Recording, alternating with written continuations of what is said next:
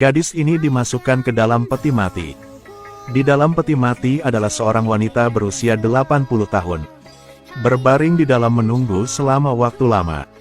Tutup peti mati ditutup. Sekelompok orang di luar mulai melakukan ritual. Hanya melihat peti mati bergetar hebat. Setelah beberapa saat, suasana sepi kembali. Setelah beberapa saat, tutup peti mati perlahan terbuka. Gadis itu duduk dari peti mati. Itu hanya ekspresi ketakutan barusan. Tidak lagi muncul di wajah. Tuan Zhang yang terhormat. Bu Zhang. Saya sangat suka kulit yang Anda pilih untuk saya. Anda tidak salah menebak. Gadis yang berdiri di depan sekarang. Jiwanya telah ditukar. Gadis itu awalnya adalah seorang pengungsi wanita. Katanya bahwa Zhang Datian dari kota Majia adalah orang yang baik dan murah hati. Jadi langsung datang ke sini untuk meminta makanan. Apakah ada yang bisa saya makan? Ada, masuklah. Udah bisa masuk. Pengurus rumah tangga membiarkan beberapa orang masuk ke dalam rumah. Tapi anehnya hanya wanita yang bisa masuk ke sini. Para pria yang tersisa. Pengurus rumah tangga memberi mereka sekantong uang dan menyuruh mereka semua pergi. Saya nanti akan membawa kalian segera ke depan rumah. Selain tempat makan, kalian sama sekali tidak boleh pergi ke tempat lain. Para wanita dengan panik bergegas melahap makanan. Namun ada satu orang yang tidak mengikuti pengaturan tersebut. Meninggalkan meja makan. Xiao Hui memasuki ruangan dengan pintu setengah tertutup. Tanpa diduga, ada sebuah altar di dalamnya. Di tengah terdapat foto Zhang Datian. Gadis itu melihatnya dengan sangat saksama. Untung bukan Zhang Datian. Pengurus rumah tangga memarahi beberapa kata dan kemudian mengusir Xiao Hui. Tapi kebetulan dilihat oleh seorang wanita tua yang lewat. Malam Bu. Siapa nama? Xiao Hui. Pernahkah dikotori oleh pria? Belum pernah. Xiao Hui dibawa ke kamar mandi dan dimandikan sampai bersih. Dua pelayan yang bahkan lebih cemburu pada Xiao Hui beruntung. Dipilih oleh wanita tua, menjadi pelayan yang dekat. Bahkan Xiao Hui pun merasakan. Memang benar bahwa Tuhan memiliki mata. Dia dan adik-adiknya tidak perlu menderita kelaparan dan kedinginan lagi. Siapa sangka, semua saudari diusir dari rumah Zhang oleh pengurus rumah tangga. Apa yang menantinya di depan pun bukan hidup tanpa beban. Sekelompok pria berbaju putih dorong Xiao Hui ke altar. Kemudian gunakan darah ayam untuk menggambar jimat di sekujur tubuhnya. Kemudian dibawa arahan pengurus rumah tangga. Xiao Hui dimasukkan ke dalam peti mati wanita tua Zhang. Sampai dia berjalan keluar, maka jiwa ditukar. Xiao Hui yang nyata segera berubah menjadi wanita tua Zhang yang terbaring di peti mati. Pria yang menceritakan kisah ini adalah anak laki-laki yang menyaksikan segalanya tahun itu. Keluarga Zhang dapat bertukar jiwa. Alasannya karena mereka menemukan mutiara naga. Sayang sekali ada banyak jiwa di makam ini. Hanya takut adalah pergi tidak pernah kembali. Seorang pria yang baik hati menasihati. Tetapi orang-orang di seberang sama sekali tidak pedulikan apa yang dia katakan. Karena orang-orang ini bukan orang biasa, tapi adalah sekelompok perampok makam. Tepat pada saat ini, ada teriakan keras di luar. Dang Jia sedang membersihkan. Ajari orang bodoh pelajaran. Kakak idiot Chunling terus-menerus meminta maaf. Pelayan toko juga berdiri di satu sisi untuk membela. Tapi saat ini perhatian Dang Jia teralihkan. Chunling diam-diam memasukkan sebuah benda ke dalam tas Dang Jia. Segera perampok kuburan meninggalkan penginapan. Di sisi lain sekelompok orang berkumpul di toko peti mati Kie Yue. Itu adalah sekelompok orang yang tidak mampu mengikuti di penginapan. Tadi diam-diam bertahan. Itu hanya untuk mencuri peta perampok kuburan. Sekarang peta telah tiba di tangan. Orang-orang ini juga mulai berbicara tentang pergi ke kuburan. Konon, di dalam kota Huan Guang terdapat mutiara naga yang dapat bertukar jiwa. Beberapa hari yang lalu, Jenderal Liu menderita penyakit serius. Itu sebabnya dia menawarkan sekotak emas untuk mendapatkan harta ini. Berita ini baru saja keluar, membuat kerumunan mendidih. Semua orang ingin mengambil tindakan terlebih dahulu. Bahkan asisten Jenderal Liu memiliki niat jahat, mengumpulkan sekelompok orang yang bernama Ye Gong. Mau selangkah lebih maju, dapatkan benda itu. Ini pasti pasukan pencuri makam paling aneh yang pernah Anda lihat. Grup ini tidak hanya memiliki seorang gadis berusia 6 tahun, tetapi juga seorang idiot yang IQ-nya hanya setara dengan anak berusia 3 tahun. Untuk menemukan mutiara naga, kelompok itu bersiap untuk pergi. Tapi baru saja melangkah ke dalam hutan, mereka segera menerima kabar buruk. Ada seorang pembunuh yang membunuh tanpa rasa jijik juga datang ke kota ini. Sepertinya dia datang ke sini karena mutiara naga juga. Mungkin pembunuh itu sudah menyusup ke barisan, tapi tidak bisa mengatakan siapa orang itu. Hanya memiliki cara untuk pergi dengan Ye Gong. Tapi baru saja tiba di gurun, mereka semua mengalami badai pasir sekali dalam 1000 tahun. Meski semuanya beruntung lolos dari maut, tapi belum sempat bahagia. Kemudian jatuh kembali ke pasir hisap. Untungnya, tidak hanya mereka semua aman, tapi juga tidak sengaja terbentur dan jatuh ke jalur makam kuno yang mereka sedang cari. Memang benar menemukan keberuntungan dalam kesialan. Tetapi apakah ini benar-benar gitu? Sangat cepat Su Zhang'an menemukan masalahnya. Makam ini persis merupakan puncak pasir hisap yang legendaris. Jika tidak dapat menemukan pintu masuk tepat waktu, semua orang akan ditelan pasir hisap di sini. Lihatlah 2 gambar bagua di pintu batu. Su Zhang'an ingat tadi saat berlari melewati sebuah aliran sesat, melihat mural di dinding. Jawabannya ada di sana. Jadi dia bergegas keluar meski ada bahaya. Setelah berpikir sejenak, menemukan cara untuk membuka pintu. Putar kedua trigram dalam urutan yang kontras. Putar ke posisi tetap, tepat sebelum pasir keemasan akan jatuh. Pintu akhirnya terbuka. Kelompok orang itu sekali lagi lolos tanpa cedera. Segera semua orang datang ke lorong suram sebuah gedung. Di mana-mana penuh kenehan. Nian An sepertinya merasakan sesuatu di belakangnya. Tetapi ketika dia berbalik, dia tidak bisa melihat apa-apa. Hanya bisa berpegangan pada tangan ayahnya dengan ketakutan.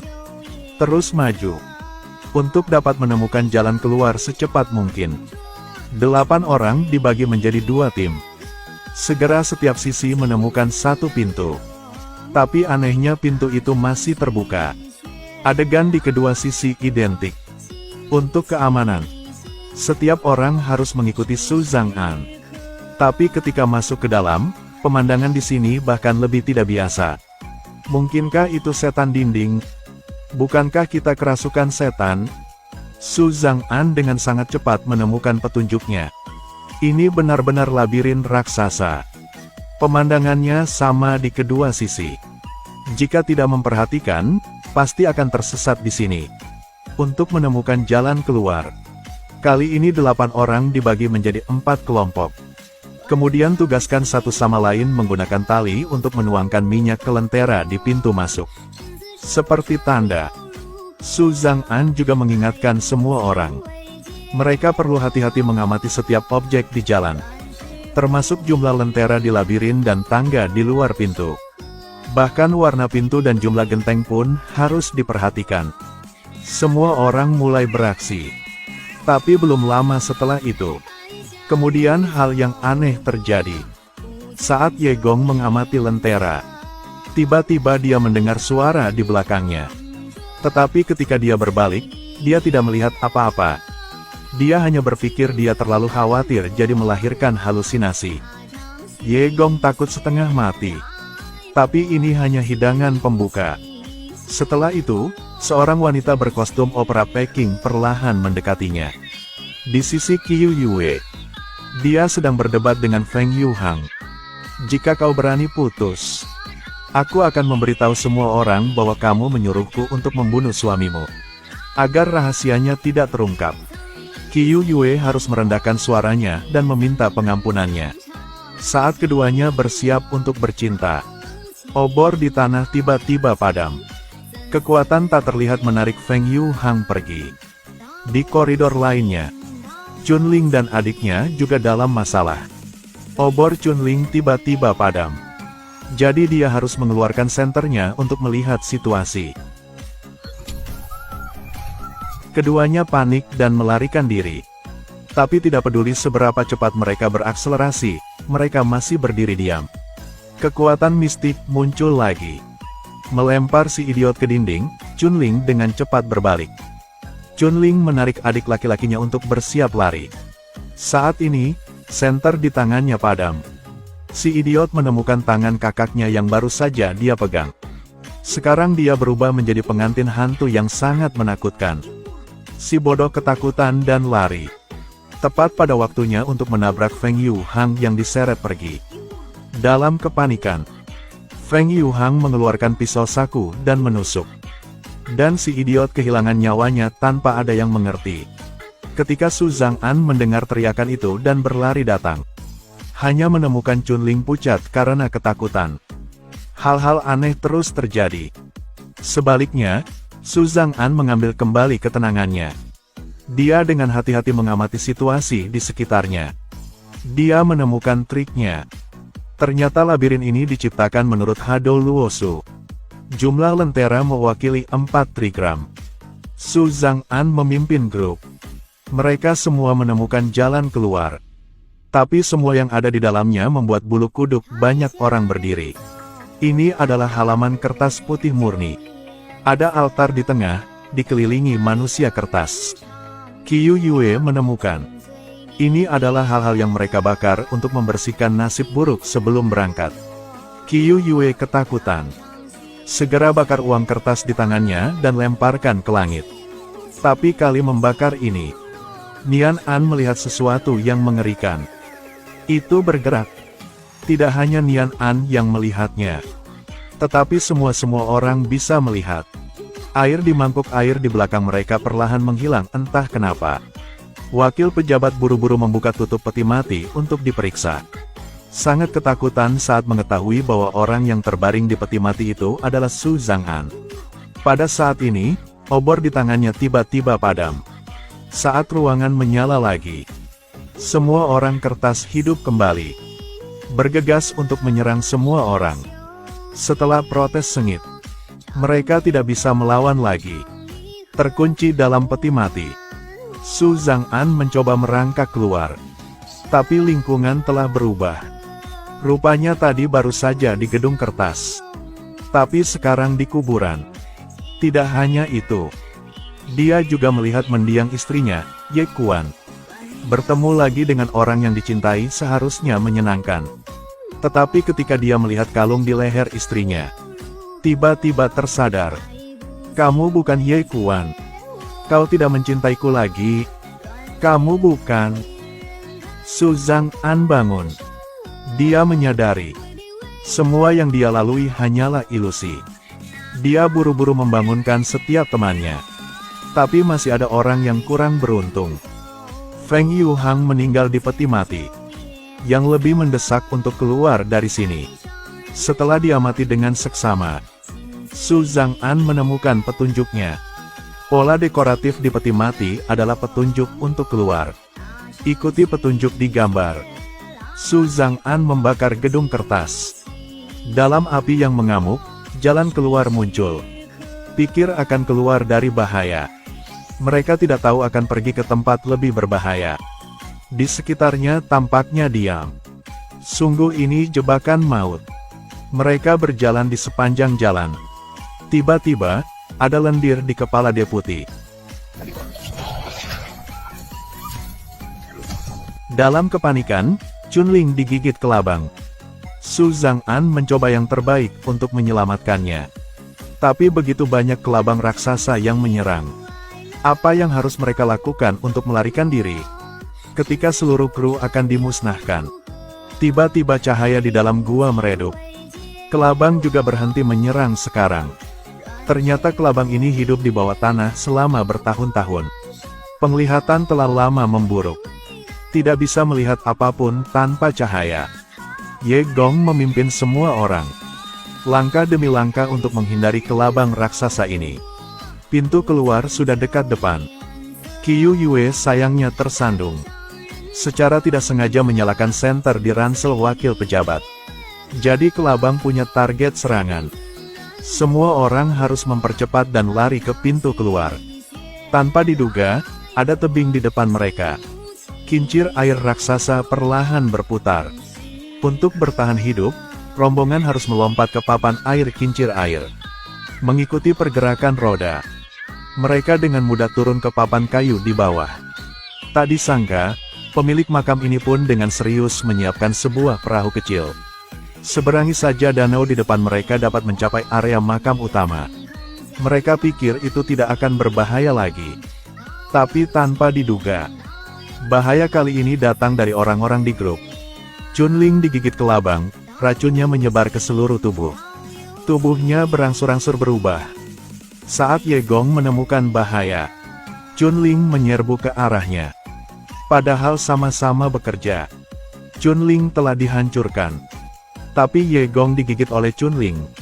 Agar tidak tertular, Ye Gong segera memotong lengan yang terluka. Setelah banyak kerja keras, bisa dianggap mencapai kuburan utama. Saat mereka membuka pintu, semua orang dikejutkan oleh pemandangan di depan mata mereka. Belum pernah melihat makam yang begitu megah. Benar-benar tidak tahu bagaimana membangun makam sebesar itu. Berapa banyak tenaga kerja dan sumber daya yang digunakan. Berjalan melintasi jembatan batu, naiki tangga, akhirnya menemukan Huan Guang yang mereka inginkan. Segera setelah tutup peti mati dilepas, mereka telah melihat tujuan akhir perjalanan. Mutiara naga yang berkilau tepat di depan mata mereka. Ye Gong memegangnya dengan penuh semangat. Pikir hanya perlu mengeluarkannya untuk ditukar dengan emas. Hari berikutnya akan menikmati kemuliaan dan kekayaan. Tapi siapa sangka, wakil pejabat mengeluarkan pistol dan menembak serta membunuh Ye Gong. Hingga kini, semua orang menyadari, wakil ini sebenarnya Dao pembunuh darah yang dikabarkan orang. Dia berpikir bahwa tidak ada lagi yang akan memperebutkan emas bersamanya. Kemudian hal yang tak terduga terjadi. Si idiot masuk ke kuburan dengan mayat kakaknya di tangannya. Ternyata si idiot itu tidak benar-benar bodoh. Semuanya hanya rencana keduanya. Dibunuh di labirin juga diatur oleh mereka. Tujuannya adalah untuk membuat mereka lengah. Cukup keren, trik mantis menangkap jangkrik, burung pipit di belakang. Si bodoh gila itu bergegas ke arah deputi. Si bodoh gila itu bergegas ke arah wakil pejabat. Su Zhang'an bergegas menjatuhkannya. Adegan berubah kacau. Pada akhirnya, keduanya bergabung untuk menghancurkan wakil pejabat itu.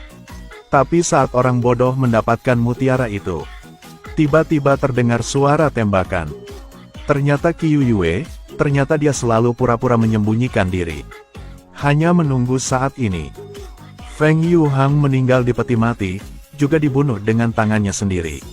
Su Zhang'an penasaran bahwa pada saat itu semua orang terpesona oleh ilusi. Kenapa dia baik-baik saja? Ternyata sebelum pergi ke kuburan, dia mencuri informasi dari Dadang Jia. Mengetahui keadaan di dalam kubur. Barang-barang rumah kertas hanya perlu dibakar. Akan mengeluarkan asap yang menyebabkan halusinasi. Dia menutup mulut dan hidungnya terlebih dahulu. Jadi dia baik-baik saja. Sebelum pergi ke kuburan, dia juga membakar koin emas. Ini disengaja untuk membuat saran untuk semua orang. Pikir tidak akan ada insiden lagi. Pada titik ini, makam mulai runtuh. Su Zhang'an membawa putrinya dan buru-buru kabur. Tapi Qiu Yue masih mengkhawatirkan mutiara naga yang jatuh ke tanah. Saat dia mengulurkan tangannya untuk mengambil mutiara naga itu, wakil pejabat sebenarnya belum mati, tiba-tiba meraih tangannya. Dia menggunakan sedikit kekuatan terakhir untuk menariknya ke bawah tebing bersamanya. Untuk sesaat Su Zhang'an tercengeng. Nian An berbalik dan berlari kembali. Dia juga ingin mendapatkan mutiara naga. Namun tanpa diduga, sebuah batu jatuh menghalangi jalan kembali. Untuk menyelamatkan putrinya, Su Zhang'an harus terus memindahkan puing-puing. Melihat retakan di belakang punggungnya semakin membesar, Nian An melempar mutiara naga ke ayahnya. Katakan padanya untuk segera keluar dari tempat ini. Dan beritahu dia sebuah rahasia. Sebenarnya, dia bukan putrinya. Karena dia terkena penyakit serius. Gadis itu dibuang ke kuburan massal oleh keluarganya. Kalung itu adalah dia ambil dari orang mati. Saat itu, dia memegang secarik kertas di tangannya. Itu semua nama Su Zhang'an di atasnya. Untuk mendapatkan kesempatan untuk terus hidup. Gadis itu berpura-pura menjadi putrinya. Su Zhang'an mengetahui kebenarannya dan masih tidak berniat untuk berhenti. Sebenarnya, ketika dia berada di atas kapal, dia tahu bahwa gadis itu selingkuh. Karena benda kesayangannya milik istrinya bukanlah kalung. Tapi itulah kalung kayu. Gadis itu masih diselamatkan. Beberapa hari kemudian, Su Zhang'an mengemasi barang bawaannya dan bersiap untuk membawa putrinya ke kota untuk pemeriksaan kesehatan. Ayah, apa yang ada di dada? Coba kira.